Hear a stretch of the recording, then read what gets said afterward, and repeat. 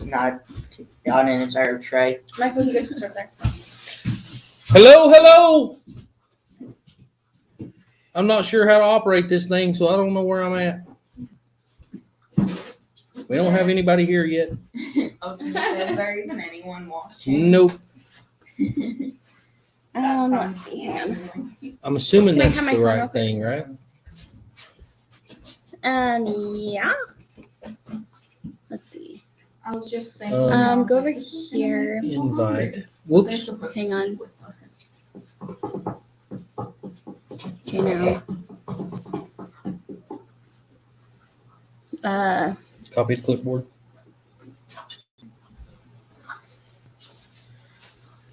Here, I'll just invite them on my phone. Yeah. If you can.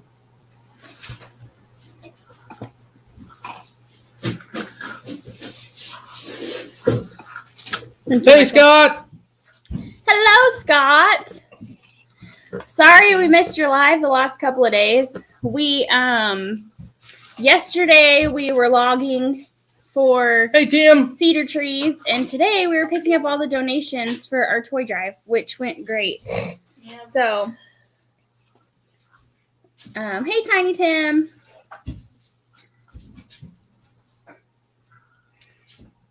Let's see. Hang on.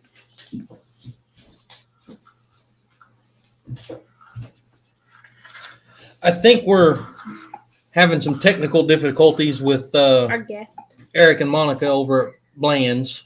But I think we're going to have to post the link in here so they can click on it and come live with us. Not sure what's going on, but the email won't send.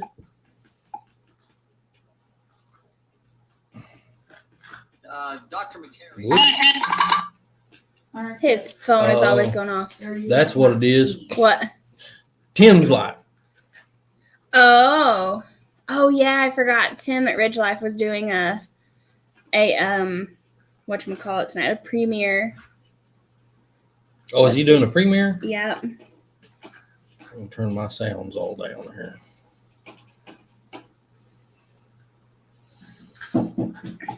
Okay. Turn mine down too. We're trying to get everything set up, though. But hey, look, we have dinner on the table. Right? Last That's a minute. first. Last minute. Don't let him fool you. Oh. Yeah, the Lily Monster's missing because she just took a bath and has to brush her hair. So. I'm over here. I can't even see you. They saw your fingers. Like part of her finger, yeah. Yep. So while we're waiting, hey Kaylee, how are you? Hey, Ed. Oh, Kaylee said that they canceled school today. Oh. I Haha. don't Um, like school. Scott said, hey, Em. Hello, Ed. We hope everybody's having a good day today. Yep. Our day went well. We have a completely packed Honda Passport. Yeah, We're picking up all of our Toy drive. toy drive donations today. we had to stop by the grocery store on the way home, and we literally had to put the groceries in my lap in the passenger seat because the car was so full. So, Don't let them fool you. It was half coffee creamer. oh.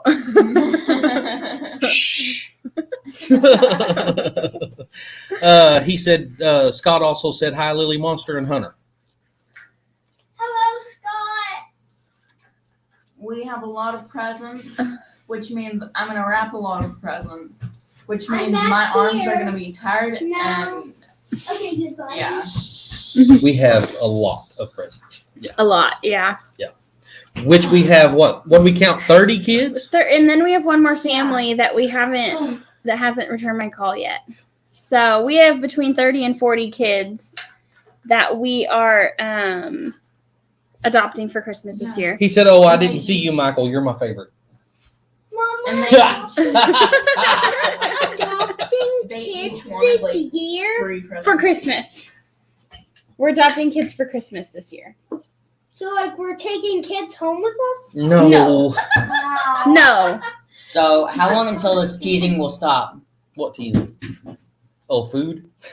Oh, Michael likes to eat. You can't tell by his size, but I think one of his favorite pastimes is food. You know, they say they always talk about somebody having a hollow leg. I'm pretty sure he does. Oh, Kaylee said she can help.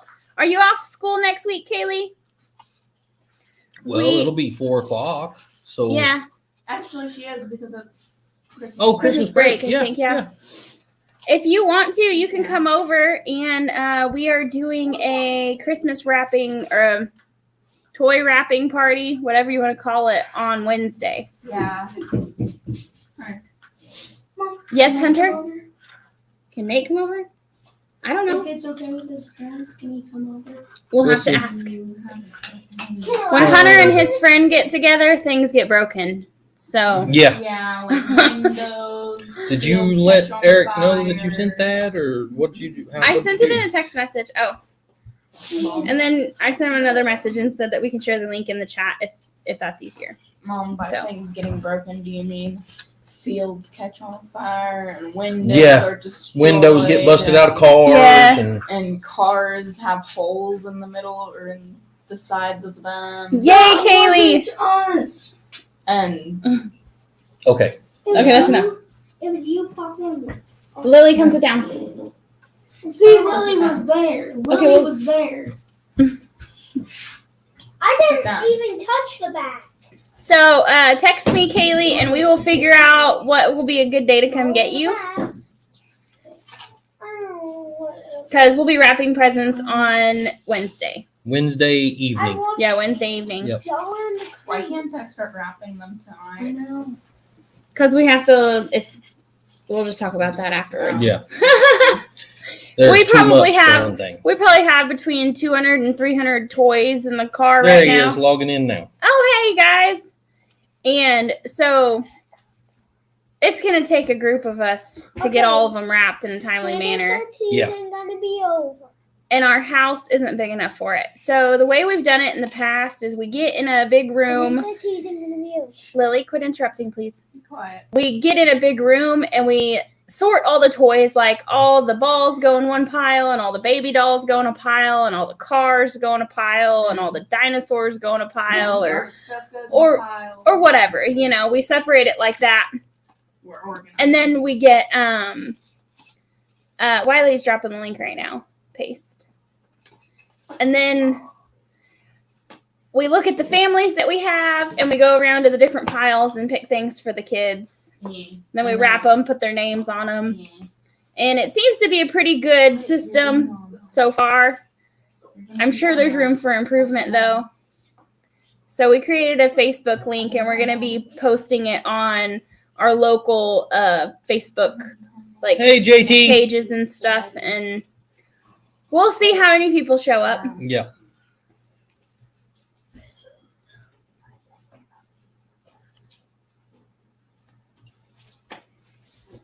Lily JT says hello. Hello. Lily and Hunter both Hello, strapped to JT their Monster. JT Monster. Hunter. Sit down. Hunter's so hungry he's eating his plate. No, I'm putting my plate out. plates. Okay, that's kind of what school lunches feel like. Can y'all hand me one of those cups? In elementary school, you'd be so hungry because the food. I mean, it's going to pop up down terrible. here whenever he comes into the studio, right? Yep. Mm-hmm. Yep, In yep. school, you would be so hungry because the food was terrible that you would start eating the trays. They would taste better, I swear. The only food I ever ate at school and actually really liked it was the Pizza. pizza on the Fridays. Mm-hmm. JT says she's a Christmas elf monster. Mm. Oh, Christmas no, elf you monster, Lily. Oh no, you kidnapped to the elf in Roblox when he was looking for your cookies. I forgot your salad dressing. No, that's like 6 elves. And I forgot a There's drink. literally 20 elves. So you got fine. Oh yeah, she got a dog There from they Joanna are. finally. Oh hey, there's Eric. What? What's going on, everybody? Hey, Eric. Hello. Hi, finally we can eat. Oh, Is there how's the sound, everybody? Is there feedback or Everything good? everything good? Okay. Sounds good on my end, anyway. Awesome. Sounds good here too. So, this is Eric from Bland's Promised Land Ranch. They live in Texas. Y'all have a bunch of kids too. How many do y'all have? We have 8 kids. Yeah, I knew. Wow. I knew there was a bunch of them. Oh my goodness. Together, Jen and I have 9, but mine's all grown and gone. So He thought he was done raising kids, and then he met me and ended up with 4 more. With more kids. Well, yeah, I mean it's fun. What can I say? I love having kids. Yeah. yeah. Yep. I say 99% of the time I love having kids. The other 1%, I wonder why I did it to myself. Mom, I hear the police. Did you They're learn your trying to lesson? That is the question. I thought that it was a 75, 25. Hunter just ate his napkin. Hunter. This kid's over here eating napkins. Oh, boy. Mom, I thought that it was a 75, 25. Maybe. Hey, nobody you. can see me. Yeah. If I sit down, nobody can see me. Not even my Well, they can see you down here. Our screen just isn't full screen. Okay. Yeah. If you, Jen, down right below, if you're in the StreamYard part, if you scoot to the right, it will actually widen the boxes. There you go. Oh, That one. I see. There we go. Okay. Yeah. Hey. Mom, can we Oh, spaghetti? there's all the kids. There's Yeah. everybody. Hey, Simply Jan, how are you? So I want to apologize for being late to dinner. Oh, it's fine. It's fine. Yeah. No Is problem. Monica gonna join us? She is right over there. She's finishing dinner. It's been a day for her here at the house, and then I got out later than I thought at work. So Yeah. she's listening and she's finishing dinner, and she'll be bringing it over shortly. Oh, good. I think this is the first time we've actually had it done on time. Yeah. So we know the issues. Yeah, I mean that's a feat in itself, living on a farm and trying to be on time anywhere, really. Right. Yes. Right. Yes. And we've been gone all day. And so the kids were here. So we're lucky that the house is still standing. Good job, Somebody kid. who was it? Yeah. Dan asked what's for dinner. We are having spaghetti. And we made garlic bread and a salad to go with it. No, Yep. I made the salad. Emily Mom made the did. salad. So I mean, if it's Emily terrible, you can blame me. I called Emily. So what are the ages of your kids? Michael's 16, Emily's 12, Hunter's 10, and Lily's 6. Okay. And then Wiley's got grown And ones. mine are 17, 22, 22, 27, and 28, I think. And 16. Dayton No. 17. Mom, you liar. I'm not 10. I'm Hunter. Oh, yeah. Shut up. Wiley, mom is Thanks for 5, and Wiley is 44. Don't tell everybody how old your mom is. Wiley,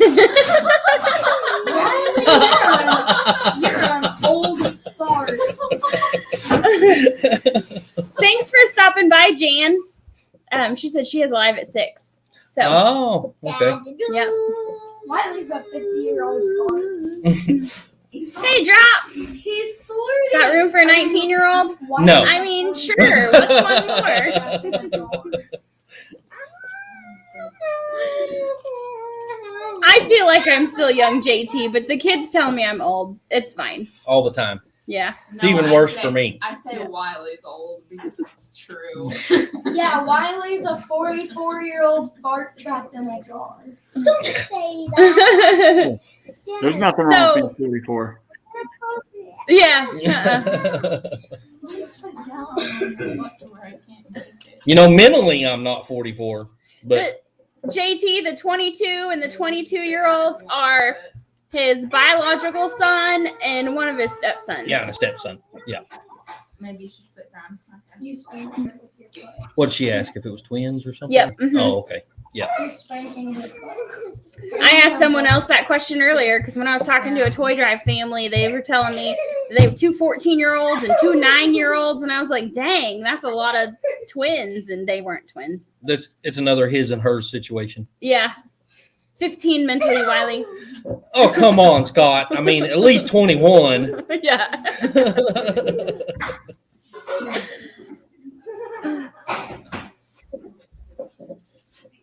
I'm gonna get a drink. Whoa! Oh. Lily just fell off and hit her head. Oh, come here. Quit playing around at the table. I kept telling her to sit down. and Look, she you put a no. dent in my wall. Yeah. She turned around to look. To be fair, I did too. Jen and Lily's head. I didn't do that. She did that herself. It's she Aw. already had brain damage anyways. I think that's you, Hunter. I think Hey, it's you're not getting my fault. yourself Kylie mixed dropped up. me on out of You're fine, Lily. Yep, you're fine. I've seen you hit the ground harder than that outside and get up and say, I'm okay. Yeah. If I had a camera on me all the time, She would make a lot. I would make a video montage of all the times that Lily falls down and gets up and she says, "I'm all right," or "I'm okay." Yeah. Or don't worry. Well, that's the thing. When the camera's on, it hurts a lot more. Yeah, right. Hey, Raquel, how are you? JT says, "Lily, tell the wall you bumped your head into it, even though it's been there the whole time." So Monica wanted me to tell you because she's watching and listening from over there. She said if you all were ready to eat, we can move forward. She's going to be a few minutes. Okay. You can't see me. Lily. This is how we were on our first live that we did with Scott. Scott was ready to eat 30 minutes before we were. It was. Yeah. Well, hey, having 8 kids, I know what it's like to keep everybody waiting. So Yeah. Yeah. I can't see you. Wait. so you Especially can't Michael. see me. hey, he's a growing young man. Yeah. He is the most impatient kid I've ever seen in my life. Oh, well, that sounds like we just need to wait then. Yeah. Give him a lesson in patience. Hey, Lily. This is Lola. Lily. Hey, Even baby. that would be hard. We've seen Lola. Set her down, please. She doesn't like to be picked up. Mom, you want to see a magic trick? What? I'm Oh, just gosh. here.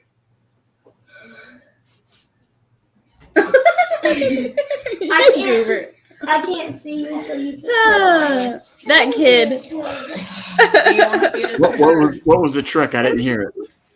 He said, "Watch me disappear," and then he closed his eyes. Yeah. No, I covered my eyes and I said, I can't see you, so you can't see me. He said, "I can't see you, so you can't see me."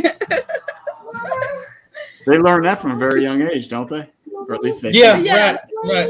Why Lola reach around on the table? Because we don't want her eating our food. But we can have her little plate. No. I can't remember their name. Her name. Leanne. Hello, Leanne. How are you? So we're gonna have to keep this at an hour, because we have. I don't know if you guys have seen it or not, but we are working on a bench, a custom bench for the. I don't know if we're saying it right. The Natchitoches tribe of Louisiana, and we have to deliver it at 7:00. So. No. You can feed her the one in the morning. So yeah, if we go over a little bit, if we're just Yeah. delivering it, yeah, it don't have to be exactly an hour, but Close to an hour. so they are putting it in their cultural center in Louisiana. Yep. So it's going to be shipped to Louisiana. We're going to put it in the back of a pickup, and they're headed to Louisiana to take it to the cultural center. Which is exciting. So where exactly are you all located? We are Central Oklahoma. Yeah, we're in Tecumseh, Oklahoma, which is about 30 miles east of Oklahoma City. Okay.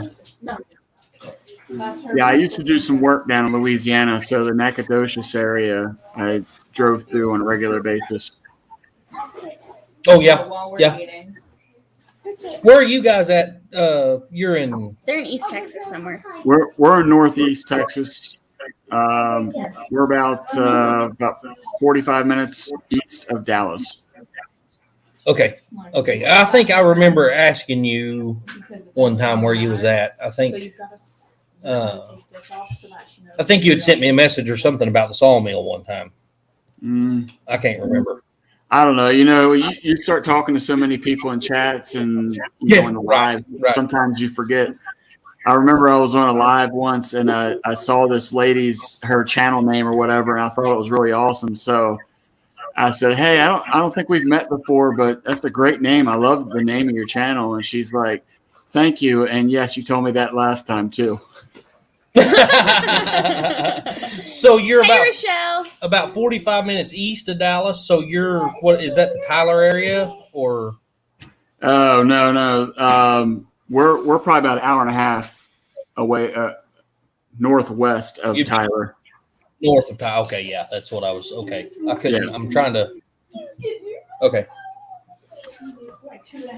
So for people who aren't familiar with your channel, tell them a little bit about you guys. Like for a So while. yeah, well, I'm Eric. As you see my little name tag there, and my wife Monica is normally by my side, but she's busy right now because I guess she was slacking while I was at work today. She just told me we are going to fight. So, I'm surprised we didn't see an iron skillet flying through the air about that time. yeah. So we have a channel we've been on for just about a year and a couple months, somewhere right around there, and it's basically just life on the farm, and we just try to show different things that we do. It's not really necessarily a vlog as much as just trying to help educate people who don't live like this. When we started out, we didn't live this type of lifestyle, so we had to learn through YouTube how to do gardening and processing animals, raising animals, just a host of things. And somewhere along the way, we realized that we needed to try to help other people. And so as the Lord started to open up opportunities for us to do that, it just kind of helped us understand that we wanted to be able to put something centralized where people can go and get information, and that central location happens to be YouTube. No. Yes, you can serve your own. I don't want that. What I said. You get a salad. So that's pretty much, that's the long and the short of it. So how much? What all do you guys have on your ranch? What all do you guys do? So we, the whole intent for what we do is try to be self-sustaining, and so everything that we have is for that purpose. So we have a garden, around the all year round. Just recently acquired a greenhouse so that we can try to help navigate through some of those fruits and vegetables through the off season. And then from an animal perspective, we have cows, pigs, rabbits, quail, turkey, chickens, ducks. And I think that's pretty much it. Of course, we have the workers too, which are the cats and the dogs. So we have a couple cattle dogs, a house dog, and about four cats. Yeah, we built our little greenhouse. I mean, it's only about 10 foot wide and 14 foot long, I think. But we done it out of cattle panels, just a little arch. Like the hoop house style? Yeah, hoop house, I guess they call it. And it's been, I'm really surprised. We bought 6 mil plastic from Lowe's to cover it in.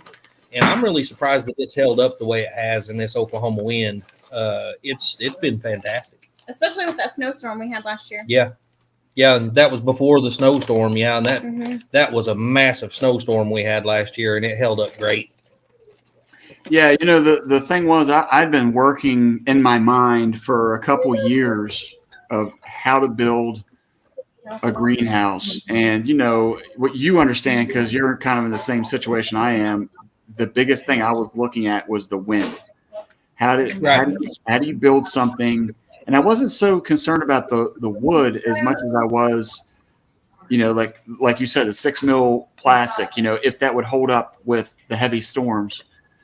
And you know, very thankful. I was able to barter this year, and we did a video about this. But we bartered for a greenhouse, and I am so glad I did barter for it because when I took it apart. And well, sort of took it apart. We actually, had to lift the whole building and relocate it. But when we did that, I realized that there was a lot more thought that goes into a building like that a lot of times you don't know about until you start, as you know, like anything else, until you start building it. You're like, oh, okay, that's a good idea that they put, so like this one has the automatic vents that open up. It's got like pressurized hydraulics in it.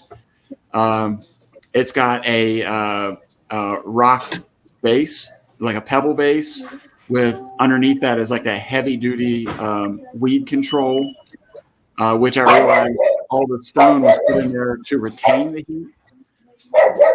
And, obviously, that's okay. Obviously, retention of the heat is a huge thing. And so, those are things that I never thought about. And then the biggest thing was that the greenhouse is made out of cedar, which repels bugs. Yeah, sure. Mm-hmm. Yeah, so surprisingly, when I went to take it down, there were a couple spiders here and there, maybe like a mud dweller hut or two, but that was the extent of it. And this greenhouse hasn't been used for several years, so I thought that was pretty cool. That's pretty awesome. Yeah, we at the time that we built ours before I got the sawmill, I think we just used scrap wood we had laying around here that we salvaged from other jobs. The only thing that I think we had to buy was the cattle panels to make the arches and the plastic to cover it with. I think all in all, we've probably got $140 tied up in ours. And it's about 16 foot long. And 14 or 16, I can't remember. If we were going to do it, if we were going to actually use it to like grow in, we've got plants in there now, but not like enough to sustain us for food over the winter. It's just our plants that we want to save to grow next year, like our aloe vera and things like that can't be outside. And we do our seeds and stuff in there, but it'd be awesome to have a big greenhouse to be able to grow in all year round. How big is the one you guys have? It's probably about the same size as yours, to be honest with you. We use a 16-foot trailer to set it on when we relocated it down the road, and it hung off a little bit. So I would say it's probably maybe 18 feet at the most by about 10 feet.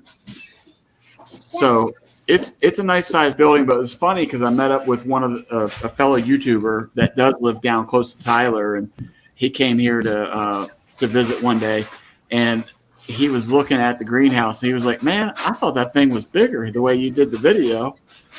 And I was like, "Well, I don't know what it looked like on the video, but to me, having to lift that thing up and relocate it was plenty of work." So I bet it was. Oh yeah. Yeah, there was definitely a partway through where I was like, man, I hope this thing is worth it. Yeah.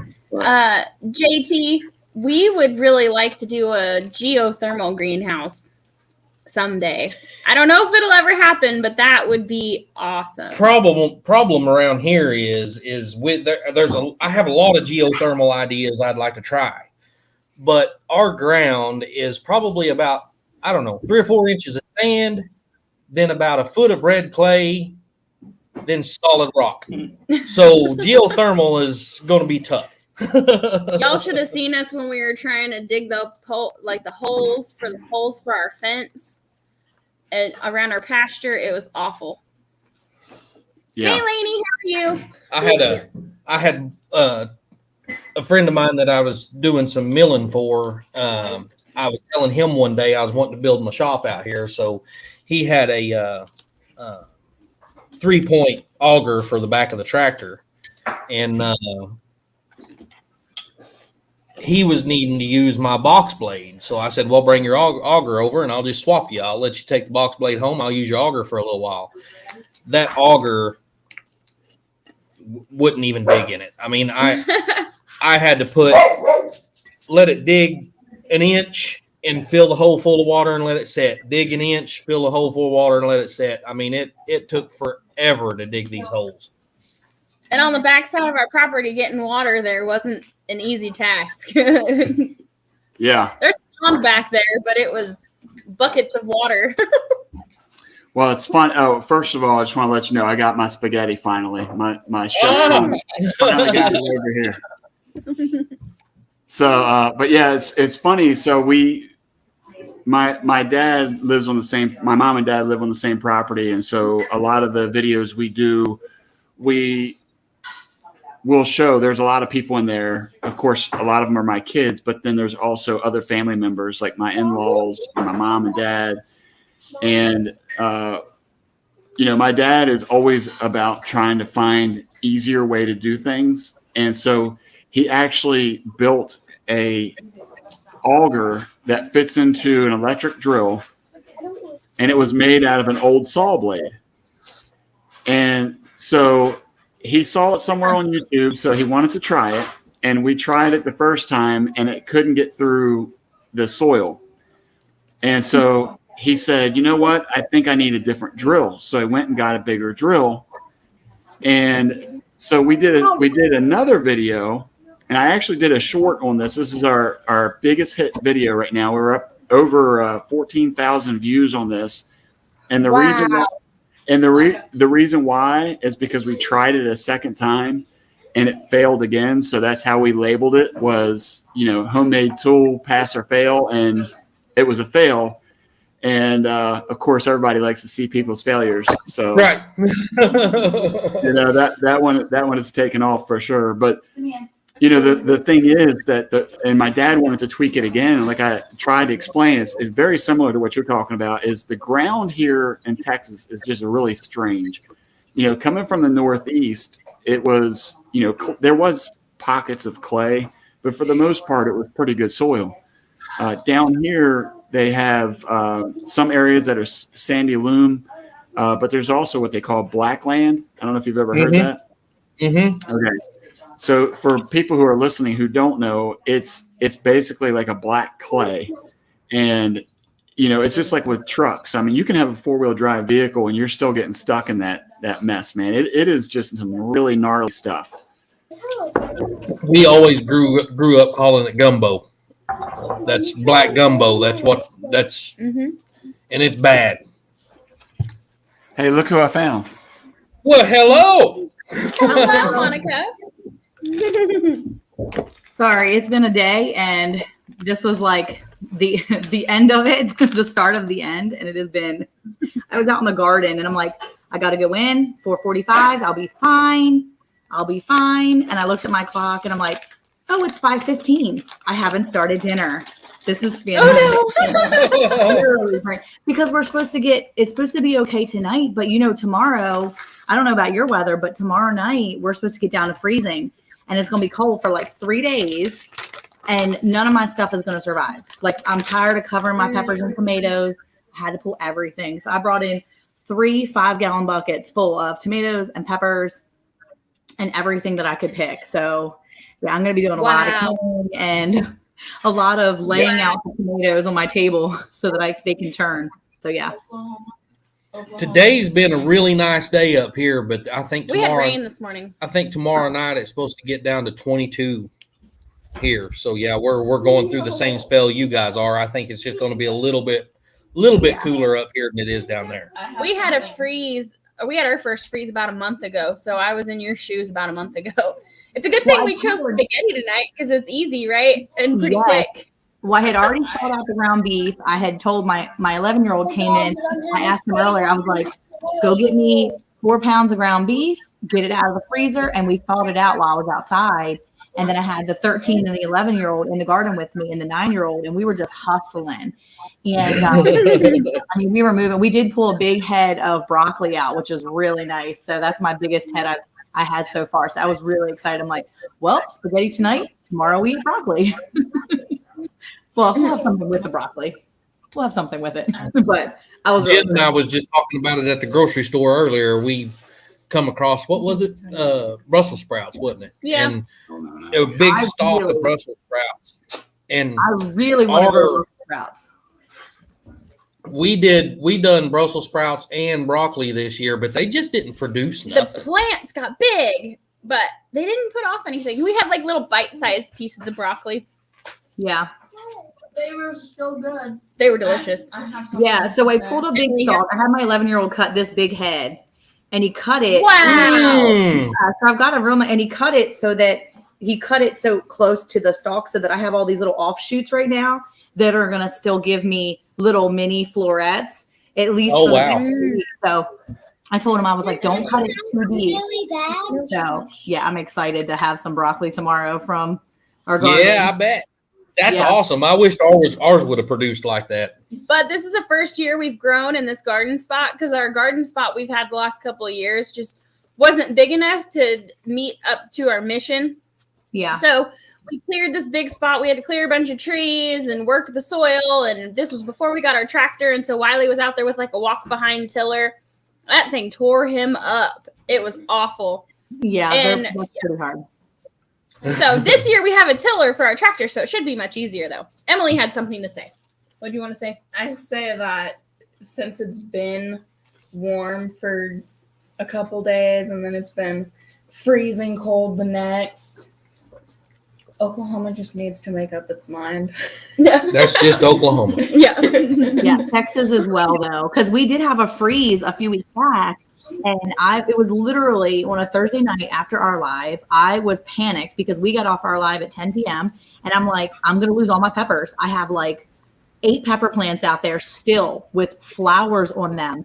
They're gonna die. They're all gonna die. I had a bunch of tomato plants that were still flowering, and I'm like, they're all gonna die. So Wow. I went back and forth, and finally I was like, okay. So at like 10:30, Eric was out there with me and my older son. We were out there just covering all my plants, and they survived. And so now I'm just That's done. awesome. Yeah, I'm just done. Yeah. Can't wait anymore. So I'm just taking everything. Ours is pretty well done. We've got to go in now and tear down the, Sorry about the crazy dog. what do you call them, fences we have? Our trellises. The trellises. We got to take them down so we can get in there with the tractor and just start replowing and refertilizing and all that stuff for next year now.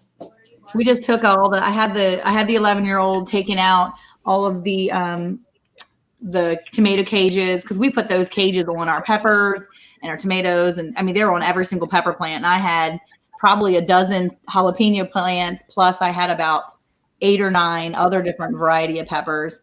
And so, yeah, we pulled all those out, as many as we could, got them cleaned up, trying to make it a big area so that we can get in there and at least maybe let the piglets in there.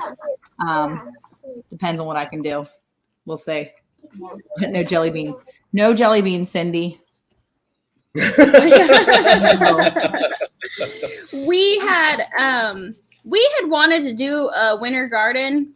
This would be the first year that we'd done one, but life is crazy and our ground stinks. So we decided to take this winter to invest in our soil and improve the soil, so that we'll have a better, crop next year. Like everything grew really good, but it just didn't produce a lot, except for our cherry tomatoes. We had like an ungodly amount of cherry tomatoes. None of them went to waste though, because the kids are all constantly out there all day long eating cherry tomatoes. So salsa with those last year. I threw them in our salsa. I just put them in my grinder and did it that way too. But yeah, I think that's smart though, to invest in your ground. You'll have a better yield the following year, and then you feel so much more productive when you pour into that. It's just like with your children, with your own self. When you pour into yourself, you're going to have a better yield in general. I mean, the garden is so relatable to our own lives and, how we live our lives in Christ. And, it makes sense that way. So the more you pour into yourself and your garden, the better you're going to get next year for your family and for yourselves.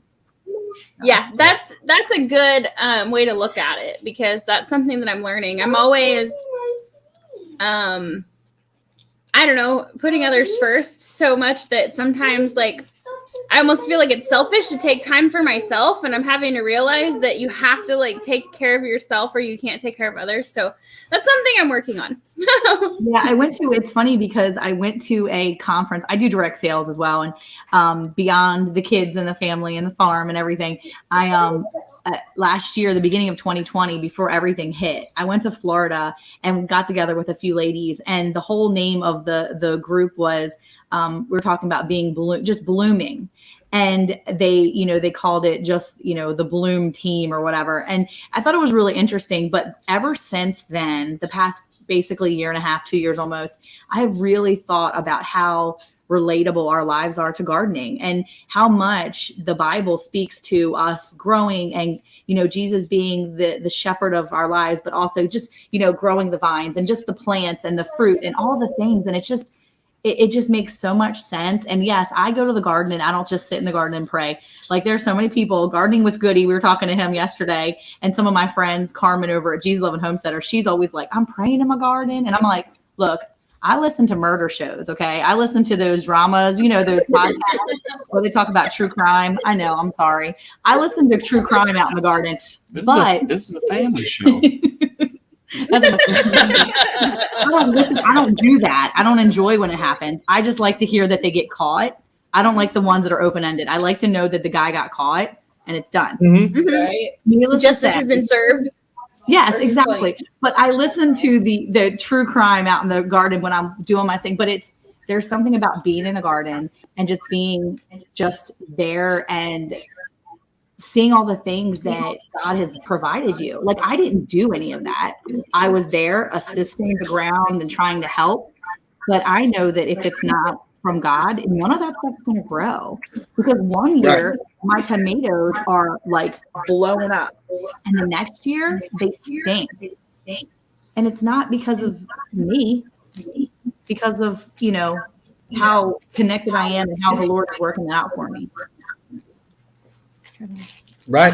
I've never really put that together, I guess, but you're exactly right. I mean, that's 100% true.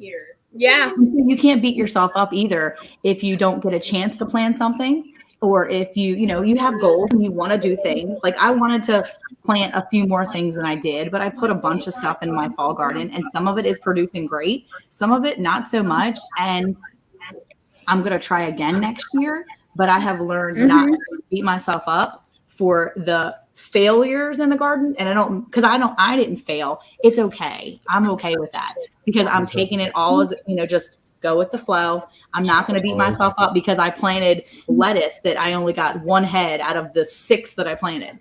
It is what it is. I'm going to live and I'm going to learn. I'm going to ask God to bless it next year and that I can use it to bless others. And that's where we're going to go from that. And I'm not going to beat myself up if something doesn't work because I just can't live that life.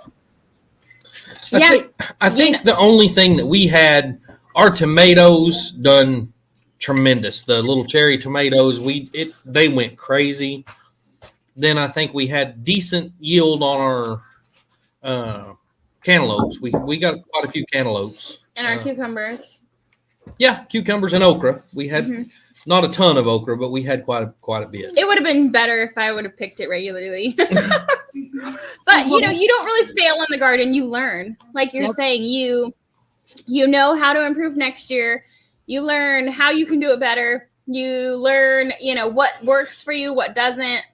And you learn that, maybe I'm not going to grow as much of this next year because we don't eat that much, or we don't eat this at all. Why did I grow that anyway? So we grew eggplants this year, and they kept getting that like blossom end rot or whatever that's called for. Eggplant. Michael's trashing the house. But yeah. Make a mess. So I would love to have been able to have eaten some of our eggplant, but they didn't turn out great. They didn't get very big either. Yeah, he's trashing. I wanted to try one, But there was a huge one out there, but we never picked it because it got bad. It got bad. And we didn't have money to buy like cages and stuff, so we just used T-posts that we had laying around and some extra like fence that we had laying around, and we like weaved our tomatoes and melons and everything up through it, and they held on pretty good. But it seemed like every week I had to go out there and like weave it some more, and then they grew up above it, so then I had to weave it across the top. And Yeah, well, that's the thing too. we just Everybody had does walls. everybody does things a little differently. You know, if you want tomato cages, make that intent to look for them at like yard sales and stuff, because you know people have them. People, especially in rural communities, they're always getting rid of them, and they're not necessarily bad. You know, people pass away or people move and they can't take things with them. Those are things, especially if you know you're looking for something like that, look on, you know, different pages or talk to people and say, hey, I'm looking for tomato cages. If you know anybody getting rid of any, we're going to sell some, let me know. Because, you know, I'd rather buy from friends or, you know, do it that way. Barter than to go to Home Depot or Lowe's or whatever. But, you know, you can do it without those cages too. I've seen so many people that have like them beautiful tomatoes where, what is it? Casey from Boots and Bounty. She has like one fence line. It goes like this. Okay. It goes just straight along. And she plants her tomatoes like in a row, I think.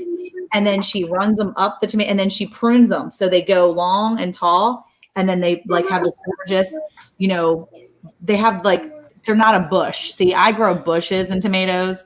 I'm the careless tomato planter and grower. I'm all like, fine, you're fine. I just like let it grow. I plant them and I'm like, oh, they look so good. And then they're bushes. And then I wonder why I don't have a huge, you know, turnout of tomatoes. But, you know, there's definitely better ways to do things than I think I do it. Yeah. I know whenever we done ours, we just do one string of fence down in the middle. Okay. Where the tomatoes are. Salad. Yep. And as they grow, we just grab their vines and kind of weave them through the fence, you know, and tie them up through the fence. But last year, we kind of let it go a little too long. And we walked back there one day to pick a few tomatoes. And you couldn't even walk down the rows. So it took us all day long trying to bend everything back and get it all hooked in. To untangle them. Yeah. Oh, it was bad. Well, Monica is the what I would refer to as a 2-foot mentality person. And what I mean by that is that every 2 feet she's dropping whatever it is that she wants to. And so, you know, with some of these tomato plants, I mean, them things can get pretty big. Right. So there's been many years where you can only enter that row from one side. You can't get both sides. You know? I'm thinking ours reach probably a good 8 feet. Oh, I bet it was more than that. And probably would have been a lot more had we not pulled them down and weaved them back through the fence, you know. Yeah. Yeah, they were tall. I don't know if you saw or not, but Zombie Prepper's on here and he's had some tragedy in his family. So I don't know if you've seen that or heard about that. So maybe keep him in your prayers. He's lost some family members. It's been pretty rough. And I think I saw somebody else talking about that too. Somebody else that was that had some loss or something. So, well, I seen somebody say something, condolences to him, but I don't guess I seen the comment. They was. Yeah. So yes, Zombie Prepper, we will certainly have your family in our prayers. It looks like Cindy. Looks like Cindy said she has family in Kentucky that lost everything as well. Oh my goodness! But that in the tornadoes, I'm assuming. I think so. Wow. Yeah. So, but Zombie Prepper. He lost. I think he lost a great nephew or a nephew. Yeah. I need to go look and see the thing that he put up. I hadn't but it was a child. So. Oh my goodness. Yeah. That's awful. Yeah. It's starting to rain and sorry. No, you're good. I was just looking to say yes. Oh, that's so awful. It's starting to rain and we have a tin roof. So if it gets too loud and y'all can't hear us, just let us know. When it starts coming down good, it's really hard. Oh, that's awful. Was That's a Zombie baby. prepper lost their 5-month-old great nephew. Oh, It was a baby. So sorry. Yeah, that is sad. We'll definitely be sending prayers. For that family. Sure. Prayers for Cindy's family too. Yeah. Did the baby die? Those awful tornadoes that went through Yeah. affected so many. It's just the strangest thing where, I mean, I feel like, the weather's been so crazy. And I was looking at stuff the other day and, went through the tornado went through, and then Wednesday night with them straight line winds and all the spin ups. And that was all more north, like Iowa and Wisconsin and Michigan and Minnesota. And I'm thinking, oh my gosh, these people should be getting snow, not straight line winds and tornadoes. So it's just crazy. Oh, that's absolutely crazy. Yeah, I know. It's been today. We started out with rain this morning, and it was thundering, and It was cold. We had our jackets on. it was pretty cool. And then it got hot today, and now it's starting to rain again. And I'm seeing lightning outside the window, and we haven't even paid any attention at all to the weather. So I don't know. We've been so busy today. We have not been weather aware at all. I think the only Thank reason why God I've been for the paying weather attention- alerts. Yeah, well, I know, right? I think the only reason why I know is because of the garden, because I've been paying attention because of the garden more than anything else. Because I got my stuff out before it went crazy. Yes, you can have that. But yeah, it was warm here today. I mean, I think it was 70. I think it was 77 degrees before noon, and then about 1:30, I was standing in the kitchen, and I said to my daughter, I said, "Is it 82 degrees outside?" And she said, "No, it's 80, Mom." It was like 1:30 in the afternoon. It was 80 degrees. And I was like, okay. Wow. In December. Yeah. I mean, we're halfway through the month, more than halfway through the month. And it was 82 degrees. I couldn't believe it. So they said we're supposed to get 3 days of December weather. So at least it'll cool down a little bit. Yeah. Which I don't think you guys get it near as bad down there as we do up here anyway. But I know here in the last few years, it's y'all have gotten it pretty hard down there, haven't you? You got pretty cold. Yeah. Yeah. Yeah. Well, we're from Maryland originally, so the cold doesn't really bug us too much. I mean, Well, shoot, y'all's probably out there and y'all's probably out there in shorts and t-shirts in the wintertime then. Oh yeah, my children haven't really gotten their jackets out yet, and it's gotten chilly a few times. I have worn a heavy jacket. But my children, they scoff at me if I'm like, you should probably take a hoodie. It's like 40 degrees. And we've hit 40 and 50 a couple times already this month. And they were like, nah, we're fine. I'm like, it's 50 degrees. And they're like, nah, we're good. In shorts and t-shirts. I'm like, okay, whatever. So how long have you guys been down here from up in that area? Yeah, 2014. We came down in August of 2014. Yep. 7 years from Maryland to Texas. So definitely an adjustment. So what caused a bunch of Yankees to want to move down south? Well, first of all, Jesus. I mean, And Maryland is south of the Mason-Dixon line, just so everybody knows their geography. I was born and raised in the South. We were born and raised south of the Mason-Dixon. So there you go for all the people. Okay. I'll let you have it then. But in Texas, everybody's a Yankee, I think, if they're not born here in Texas. If they're not from Texas, they're a Yankee. Yeah, Exactly. I mean, Wiley, what they always say down here is anything north of the Red River. So technically, you're the Yankee, buddy. Yeah. Yeah. Texans are for real. They don't mess. Well, They're see. Now I'll give you a little history lesson. Oklahoma wasn't even a state during that time period. So, I mean, I can be whatever I want to be. It's 2021. That's true. Well, wait a minute now. Wiley, you're starting to sound like today's world that we live in. Yeah, exactly. Yeah, that's what she just said. It's 2021. Yeah, do whatever you want. Oh, Jody's from Maryland. We try really hard to not conform to this world. Yeah. I hear you.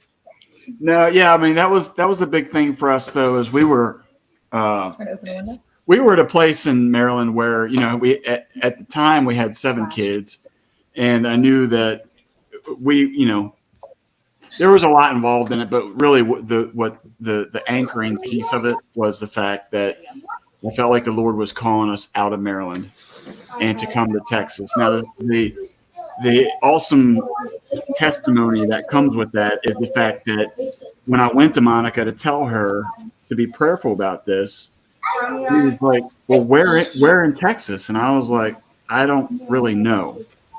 And so we just prayed about it for a long period of time. And, without getting into the long story of it, the Lord opened up a door for me to be transferred within my company down here to Texas. And, they paid for us to move down here. So we got basically a free ride to move down to Texas, buy a piece of property where we live now that's big enough to raise all of our own animals, to sustain ourselves, for my parents to live on the same piece of property. Awesome. And ultimately give an even better opportunity for my kids to pick from a plethora of colleges or just to have work, because there was a good period of time in Maryland that finding work was pretty tough. If you weren't doing government contracts, it was pretty hard to find work. Right. So if it's not too personal of a question, what do you do for work? That's too personal of a question, Jen. No, I work for. I've worked for management companies. They buy and maintain high-rise buildings. So there's always been a dream of mine because of my dad. My dad is from West Virginia, the hill, like out in the middle of nowhere, West Virginia. And when we would go visit my grandparents, it was just always a thing. I just always wished that I could live in an environment like that. But the problem was that what I do for work, I have to be close to a city in order to run a high-rise building. You got to be close to a city. And so that was kind of the hard part, being up in Maryland and even in West Virginia. There just really wasn't any high-rises that were available to work in and then have property close by. So being down here in Texas, there's a lot of big cities that are kind of growing in a country environment. So we kind of bought at the right place at the right time. And now all around us is construction that's going on. They're starting to put in the developments and stuff like that. So, maybe this will be a place that God has given us so that we can make enough money to be able to go to an even bigger piece of property. Awesome. We'll see. That's awesome. Yeah. Do you feel like, looking back, because hindsight's always 20/20. You said you felt like God led you there, like he was wanting you to move out of Maryland. How do you think that he's used you since he moved you to Texas? Yeah, it's funny because I don't know if you know this or not, but I do have a ministry background. I used to actually work for the church for a period of time, doing outreach, doing things like you all do. And so when I moved down here, that was a struggle for me for a long period of time to understand how involved I was with certain things to come to a place where I knew nobody. And one of the things that God has shown me along the way is that you don't need to be involved necessarily in a church to do his work. Exactly. So the opportunity for us to, one of the biggest ministries we have right now is to help teach people how to live off their land. And, the message that we give is a message like she's talking about, how things grow, how we point back at the intricate details of vegetables and animals, and everything that is done so perfectly just shows about how great and how perfect a creator is.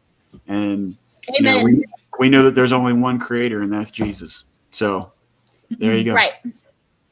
Amen.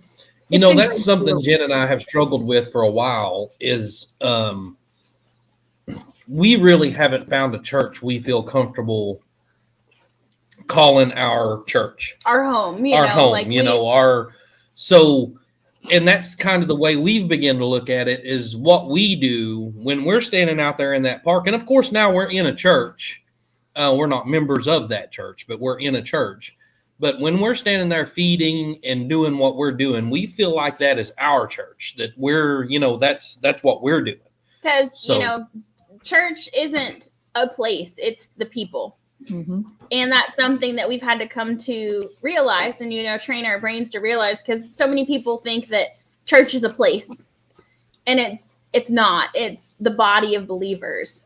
And so we've had to, train our brains to think, to realize that table in the park, that's our church, and even though we don't preach when people come to eat, if somebody asks for us to pray for them, we're more than happy to do that. And we're trying to meet needs. We're trying to fill bellies. We're trying to fill, bring people to Jesus through example, not necessarily telling people, hey, you have to believe this. We're showing, when we do our Bible study every day, it talks about leading people to God through how you live, showing, you want people to see the love of God in you, because actions mean more than words. So, which we don't have a ministry background at all. Honestly, I've only spent a couple years of my life in church. There was a small church I went to in another town for a couple of years. And then when I was growing up, we went to church occasionally, but we were never active members. Like, we were never involved. And now it's funny because now we've kind of started our own church in a sense, and with no background at all. And we just feel like it's what we're being led to do. Yeah, well, I mean, yes, Jody. Yeah, I mean, that's the thing that, a lot of times within the church, there is a disconnect, because people go to church, and then when they leave the church stays there, and then that is the right. Physical building that is staying behind. Mm-hmm. But if we are, as the Bible tells us, that we are the hands and the feet, then that means that wherever we're going, we're demonstrating that love. We're the actions that we're, and that's the thing, is that, we've talked about several times on the lives that we do about how great it would be to be able to raise more food than what you need, so that you can demonstrate that love of Christ. I mean, absolutely, that there's such value in the actions that you do, because, I mean, and it's all biblical too, but I can't tell you, hey, I love you, got to go. It's, right. The demonstration of, I care for you, and this is how much I care for you, that I will not only raise food, but I will give it to you. I'm not asking for anything from you. Right. And so, and that's, for me, in the background that I have, and I didn't grow up in the church either by any means, but, even when I finished my internship, and I felt like there was a piece that if I didn't have 10, 15, 25, 35 people that were listening to me or showing up to the events I was doing, like I was failing. And the thing that God showed me is that it can be a one-on-one thing. Mm-hmm. So even just demonstrating the kindness to the one person that you met that day is going to impact them so much more than just saying, I mean, because the reality is, even with what you're doing, you can go find some really nice people out there that would be more than happy to feed homeless all day long. But if there's no hope in the message that they're giving, if there's nothing that's tied back to, the reason why we are doing this, then it's just work.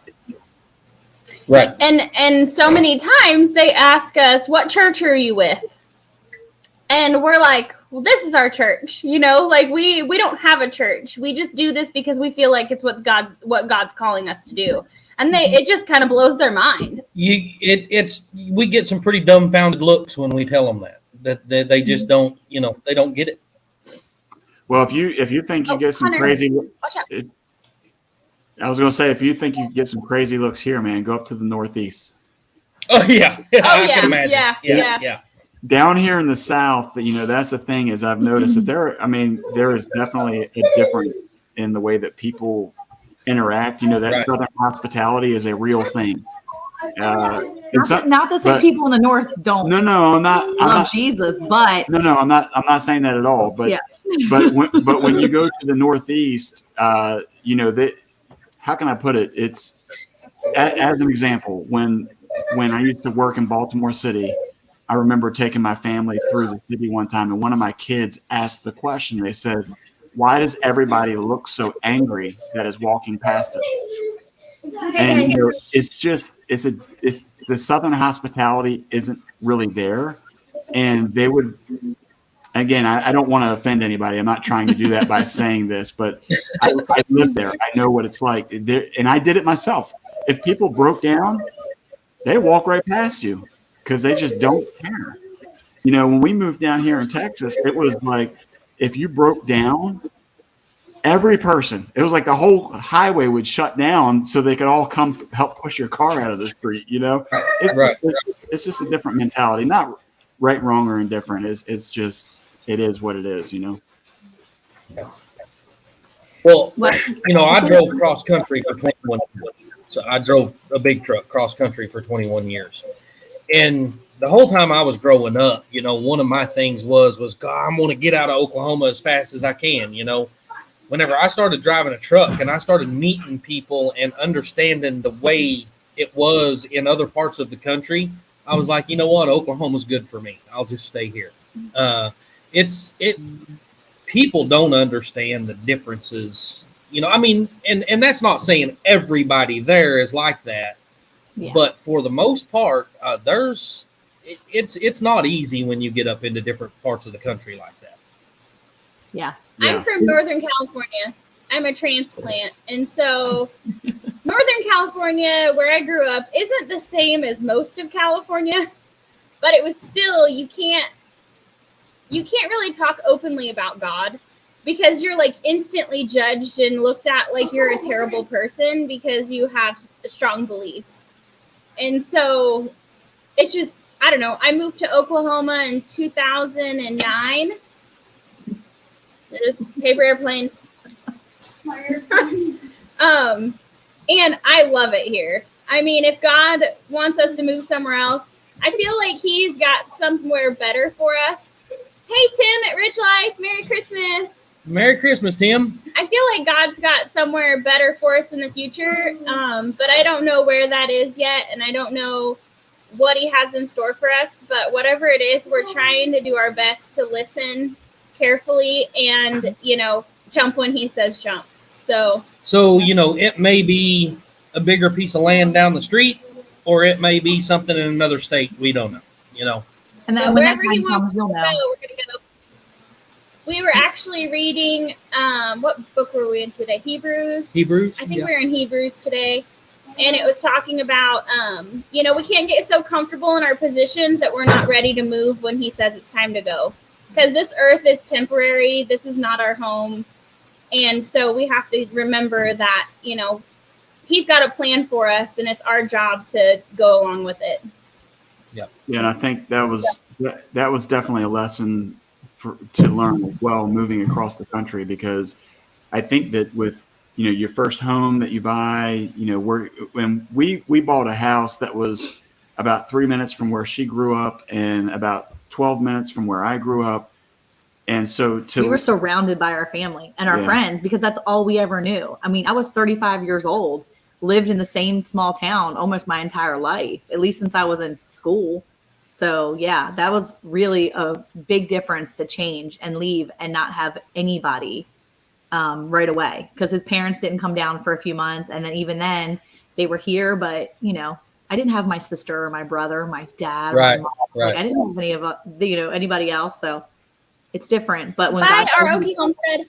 you go, when he says go, and he'll bless it. Yep. Yeah. Yeah. I mean, see, we're sitting here talking this. You guys have just lived that. I mean, you guys, fairly recently have went through all this, so yeah. Wiley has those roots here. His whole family is here.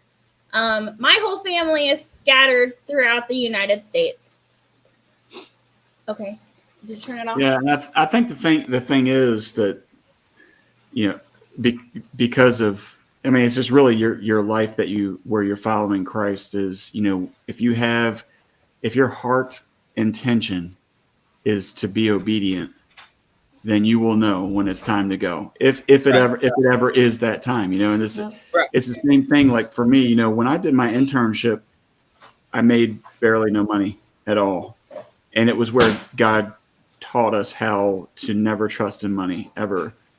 And I would say it was a very big lesson, and now the big lesson is that our lives are not dedicated to this farm or to this house. And if it means we leave, then we leave. It's just it's that simple. See, the mom in me doesn't want to ever go anywhere because I don't want to take my kids again. You don't want to take your kids. Well, no, I mean, I don't take my kids when I leave. You don't want to take your kids? When I leave, I'll take my kids. What I mean is like, I don't want to take them from a place that they have found roots and to completely rip them from that soil and try to replant them, because we all know that when you try to take a plant and put it somewhere new, sometimes it sticks and it flourishes, and sometimes it really takes a beating before it feels solid again.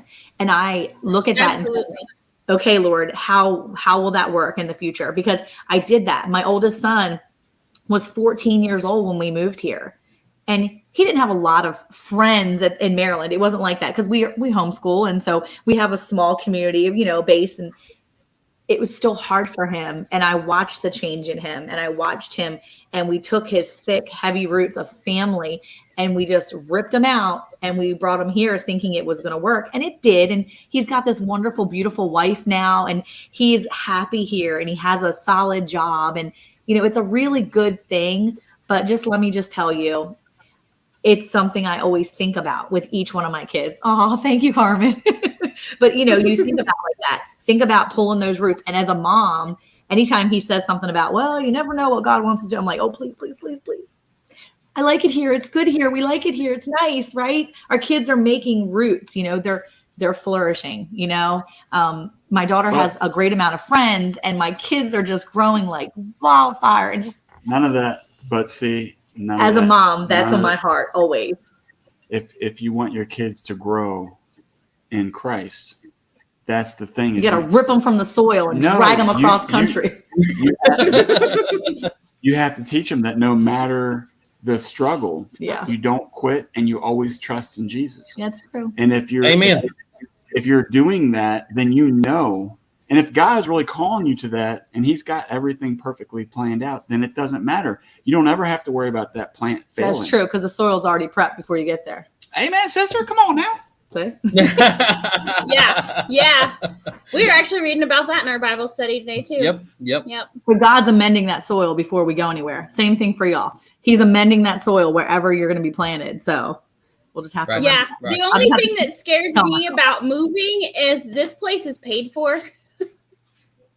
And so to think that because we don't have a lot of expenses because we made sure everything was paid off before we quit our jobs, and except our tractor, because we got that after the fact. But that's the only thing that sits a little uneasy on me that I need to work on, is that everything we have here is paid for. And, to move somewhere else, we would have to acquire a new piece of land or whatever. And so that's the only thing that's a little sketchy to me. But the question would be, do you believe that God would give that to you? Mm-hmm. Okay. I do. I believe He would. Yeah. Absolutely. It's still in your mind. Sometimes as a mom, as a wife, it's there, and you try to shake it, and you just can't always shake it out. Absolutely. But I know in my heart that God's got it. But in my mind is like, but are you sure? I feel you. Because you don't always think of it as, you have to realize that He can do the impossible. And so, but your mind wants to think about the possible and wants to ignore the impossible. See, my thing was with what we're doing. Oh, sorry. Go ahead. I was going to say real quick, but that's why Paul talks about the battle between the flesh and the spirit, because the spirit knows what is right, and it's you that has to tame your flesh to follow what God is calling you to do. It's never it's never easy. I tell people all the time, if you have two options and one is super easy and you don't know whether it's the right thing, it's probably not the right thing. Because following the flesh is always easy. That's the easy part until after you do what you shouldn't have done, and then it's hard because now you got a lot of fixing to do. Yeah. Right. Yeah. Yep. That was one thing I had issues with earlier this year is, I've always made, since I was 15 years old, I've had a job. I've always made for around here what I've always considered decent money. I've always had a good job. I've always, never really worried about much. And then Jen quit her job. I had a good job at the post office in January. And then some issues come up that really I had to take personal time that led into me it's really not over with yet, but I haven't went back to work yet. So I haven't been working since May. And I had some big issues with that to begin with. But, I think, with everything that's happened, we're just as well off now as we was whenever I was bringing $1,500 a week paychecks home. Mm-hmm. And then... we're not going on vacation anytime soon. But homesteaders don't, so you're not missing a lot. But every need we've had has been provided. It might be, the day it needs to be there, but it has been there every time. Every time we've always needed, even when it comes to feeding these people, we may be a little bit short on food one week and we go out to feed, and literally the last bowl we pass out is the last person that shows up. It's happened more than once, and he always provides just enough. And when that goes into our finances too. He always provides just enough. We don't have money left over, but the lights are still on. There's still food, and we can still do our mission. And the Bible promises that when he assigns you to do a job, he'll make sure that you have the resources to do it. And so even though sometimes it's we go to the park and we're like, is this really going to be enough? And it always is. It's always enough. That last person might get a bowl of stew and not get a piece of cornbread. But it's, they still get a bowl of food, and that's the last of it. It's just weird how it works out that way. I hate to cut this short. I'm really enjoying this conversation, but we have a bench to deliver in 12 minutes. Yeah, we've got to be we haven't even loaded the bench in the back of our truck yet, and we've got to be about 15 miles up the road to meet these people in about 10 minutes. Yeah. So, that bench is a heavy. So, but we very much enjoyed our conversation with you guys. And we've absolutely got to do it again sometime. Yeah, definitely. Well, you'll have to come over and visit us on our Thursday night one. Do you do something on Thursday nights? We do it kind of late. No, we don't. I checked in on y'all's live last night, and then my phone went dead. It's just normally for us is we've normally got something going on, working on the bench or working on a bench, working on orders, something like that. And we just let time get away from us. So we don't know when somebody's going to be on or whatever, but and we have a hard time balancing the YouTube and the real life thing. I get it. It's we want to be supportive and we want to be in all these lives and have conversations and build community. And then at the same time, we're when we're doing that, we're not getting real stuff done. So yeah. It's a hard balance to figure out, and we haven't quite balanced it. Good night, Tony. Bye, Tony. Yeah, we hate to cut this short. We'll have to get you guys over on our live one Thursday after the new year, and then we can finish some more good conversations. Awesome. Yes, Sounds great. Sounds great. Yep. We gotta go because we're gonna be late. Yeah. Thank you for inviting us. Thank you so much. Yes, Thank you guys for coming. You guys. Bye, everybody. All right. I hope you guys all go check out Bland's Promised Land Ranch. They're awesome. Yep. Thank you. Guys. Thank you. Have a good night. Be safe. See ya. Bye. God bless. God bless everybody. Merry Christmas. Oh, by the way, everybody, Saturday. Is it Saturday? Saturday at 2:00. I think so. We're doing our 700 subscriber giveaway. So come over and check us out. We are giving away some soaps that we've made and a salve, and I might even have some beard balm if one of you gentlemen has a beard and wins. So, anywho, yeah. Okay. See y'all later. Bye. We're really leaving this time. Okay. Good night, Margie. Good night, Zombie Prepper. We'll be praying for you. Good night, Scott. Good night, Cindy. Good night, Tim. I don't know who else is in here. I'm sorry if I missed you. Good night, Jody. Good night, Drops. But we got to go. So we love you all. Have a blessed night.